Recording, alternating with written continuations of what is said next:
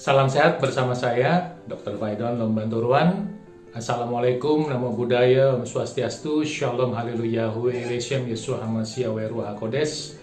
Semoga Anda dalam kondisi sehat bugar saat ini. Dan pada video kali ini kita mau membahas tentang cara menurunkan kolesterol dengan jeruk. Nah, bisa dengan jeruk nipis, dengan jeruk lemon, dengan jeruk limo, dengan jeruk biasa. Pokoknya dengan jeruk. Nah, banyak pertanyaan yang muncul seperti itu. Kenapa demikian? Karena memang ada beberapa teori yang mendasari dan kemudian mungkin beberapa ahli kesehatan, dokter juga menceritakan bahwa vitamin C pada jeruk membantu menurunkan kolesterol secara alami. Apakah benar demikian?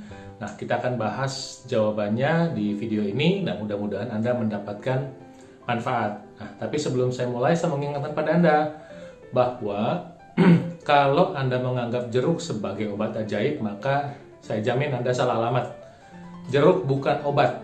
Kalau Anda ingin menurunkan kolesterol dengan cepat, kalau kata kuncinya ingin menurunkan kolesterol dengan cepat, maka kata kuncinya adalah obat kolesterol.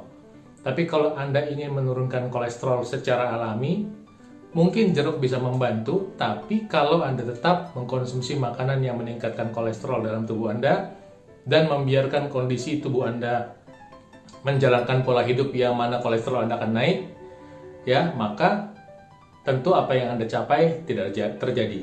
Tapi kalau Anda menganggap jeruk sebagai bagian dari pola hidup sehat Anda, maka bisa jadi kolesterol Anda bisa lebih terkontrol secara alami, ya. Oke, kita akan mulai ceritanya tentang menurunkan kolesterol dengan bantuan jeruk. Nah, mari kita lanjut percakapan kita dalam video ini. Jadi, yang saya ingin Anda pahami adalah bahwa pertama, menurunkan kolesterol belum tentu bebas risiko atas masalah penyakit pembuluh darah. Jadi, kalau Anda menurunkan kolesterol pun dengan obat, bukan berarti Anda bebas dari risiko penyumbatan pembuluh darah, kemudian seperti sakit jantung, seperti stroke, ya, seperti gagal ginjal, atau laki-laki tentang hipotensi, ya. Oh ya, impotensi pada laki-laki itu salah satu masalah yang sangat erat hubungannya dengan pembuluh darah. Artinya kemampuan ereksi laki-laki itu berhubungan dengan kemampuan pembuluh darah. Bukan hanya itu sih, ya, tapi salah satunya itu. Jadi kalau laki-laki secara alamiah ereksinya tidak normal atau tidak terlalu kuat, hati-hati Anda mengalami risiko serangan jantung, stroke, atau gagal ginjal bahkan, ya. Nah, jadi seru nih, ya. Mudah-mudahan ini bukan video tentang seks. Tapi kalau Anda bisa sehat secara alami, maka kemampuan seks Anda akan sehat. Nah, kita lanjut. Jadi, menurunkan kolesterol belum tentu bebas risiko masalah penyakit pembuluh darah, ya. Kedua adalah Anda harus tahu bahwa kolesterol dibutuhkan oleh tubuh, ya, untuk masalah kesehatan kita, untuk membantu kesehatan kita, ya. Jadi kolesterol itu adalah bahan baku hormon seperti steroid, seperti testosteron. Pada laki-laki meningkatkan gairah seks, meningkatkan kemampuan otak, meningkatkan otot, massa otot, juga kekuatan jantung. Jadi kalau testosteron Anda rendah, kalau kolesterol Anda rendah, maka resikonya testosteron Anda rendah, ya. Demikian dengan perempuan, kalau kolesterolnya rendah, nanti hormon estrogen dan progesteronnya juga rendah.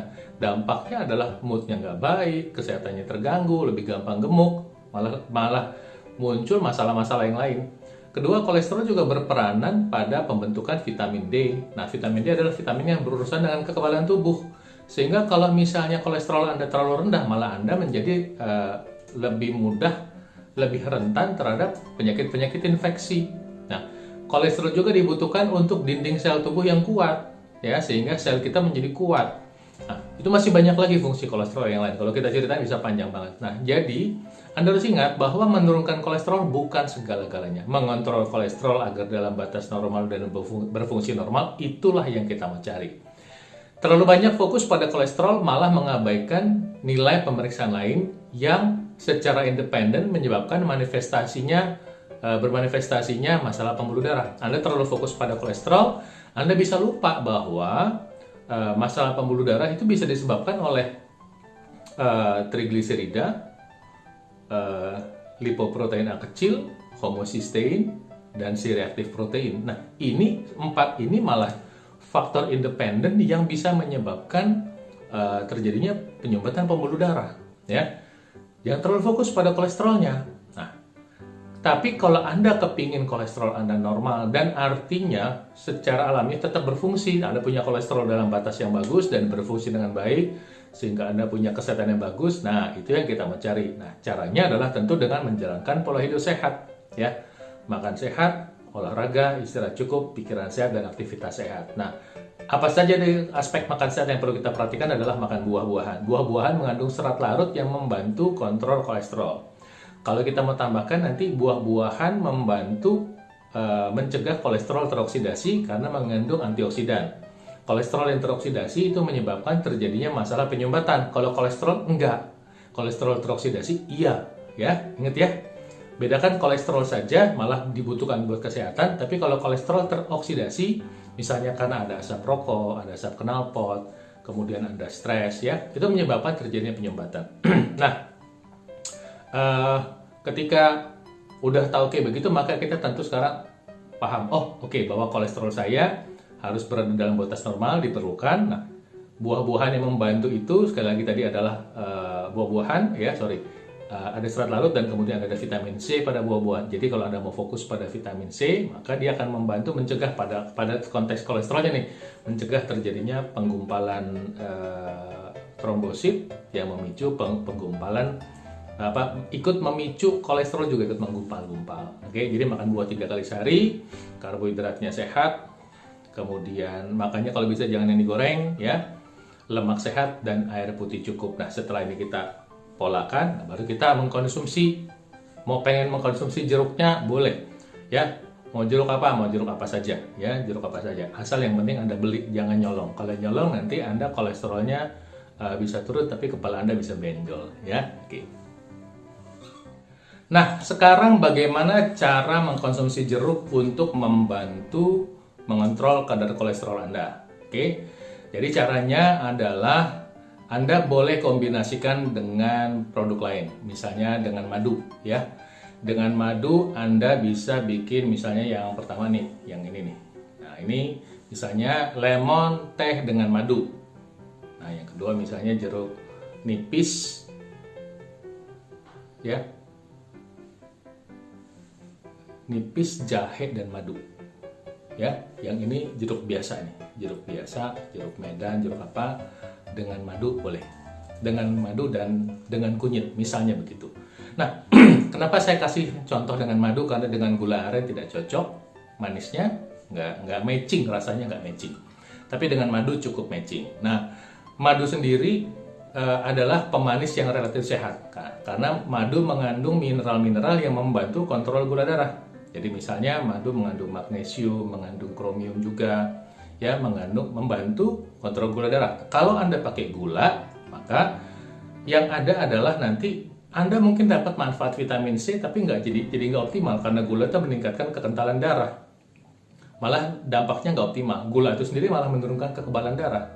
Jadi kalau Anda minum jeruk nipis, kemudian jeruk lemon, kemudian jeruk biasa, kemudian Anda pakai gula pasir, ya Anda nggak dapat manfaat khususnya untuk kolesterol. Saya kira ya manfaatnya ada, tapi nggak manfaatnya juga ada. Nah, kalau Anda pakai madu, maka Anda akan mendapatkan manfaatnya. Oke. Nah, tetap dalam konteks Anda mengkonsumsi ini dalam bagian dari pola hidup sehat. Anda konsumsi ini katakan 2 kali sehari. Malah kesehatan Anda optimal, ya. Kolesterol Anda bisa terbantu terkontrol, kemudian juga Anda mendapatkan rasa manisnya. Dan kemudian kalau Anda pakai tambahan misalnya itu ada dengan jahe, malah jadi efek sinerginya dapat karena jahe membantu pengenceran darah misalnya. Terus atau konsumsi dengan kunyit misalnya. Kunyit juga punya kemampuan tambahan membantu pemulihan jaringan rusak misalnya. Jadi dengan cara mengkonsumsinya Anda bisa variasikan seperti ini.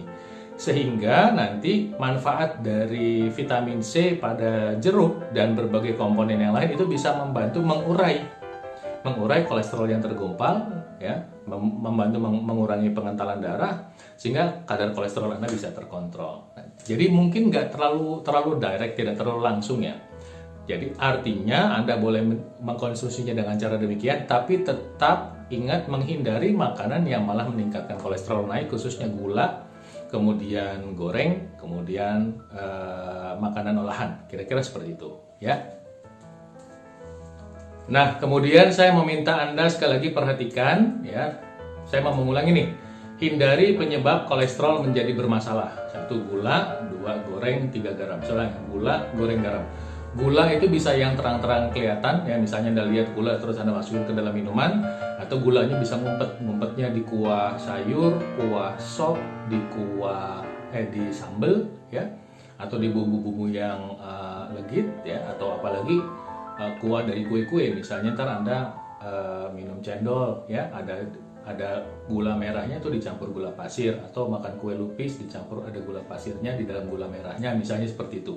Nah, kemudian juga goreng menyebabkan kekentalan darah. Nah, kekentalan darah itu sendiri menyebabkan kolesterol menjadi bermanifestasi, jadi lengket dia. Kemudian juga garam, khususnya garam vetsin, yang menyebabkan makanan Anda menjadi lebih banyak. Ya, ntar apalagi gula goreng vetsin jadi satu, ya.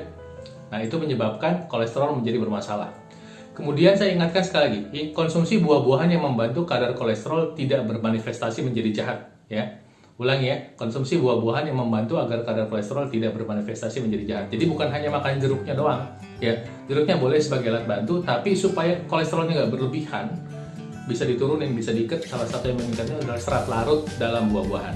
Oke, jadi ini penting buat Anda kerjakan. Satu lagi adalah aktivitas olahraga wajib agar kolesterol terkontrol. Sebab olahraga itu membutuhkan perbaikan jaringan. Ketika Anda berolahraga, sebetulnya jaringan otot Anda itu dirusak oleh tubuh kita. Dan nanti tubuh kita akan mengkompensasi dan membentuk yang baru. Nah, untuk membentuk jaringan baru yang lebih kuat, Anda membutuhkan yang namanya hormon testosteron. Dan bahan baku hormon testosteron adalah kolesterol. Ingat itu ya. Baik perempuan maupun laki-laki tetap membutuhkan testosteron, bukan hanya untuk gairah seks, tapi juga untuk perbaikan jaringan, untuk kekuatan jantung dan kemampuan otak berpikir. Oke? Nah, terakhir saya ingatkan sama Anda, berinvestasi pada makanan sehat seperti buah-buahan, termasuk jeruk, ya, yang kita bahas hari ini, tidak pernah rugi, ya, tidak pernah rugi. Yang rugi adalah yang tidak berinvestasi pada makanan sehat. Jadi kalau mau mengkonsumsi jeruk, baik jeruk nipis, jeruk lemon, jeruk limo, jeruk Medan, jeruk Bali, jeruk Pontianak, ya, jeruk Lampung, jeruk Papua, jeruk Balikpapan, boleh aja, ya. Jeruk jeruk Semarang, jeruk Jogja, boleh aja, ya. Anda konsumsi itu, tapi tambahkan buah-buahan yang lain, dibarengi dengan pola yang hidup sehat. Sekali lagi saya ulang ya, berinvestasi pada makanan sehat tidak pernah rugi, ya. Yang rugi adalah yang tidak berinvestasi pada makanan sehat. Demikian video kali ini, semoga bermanfaat. Saya doakan agar Tuhan Yang Maha Kuasa memberkati Anda, melindungi Anda, dan memberi Anda kesehatan. Salam sehat.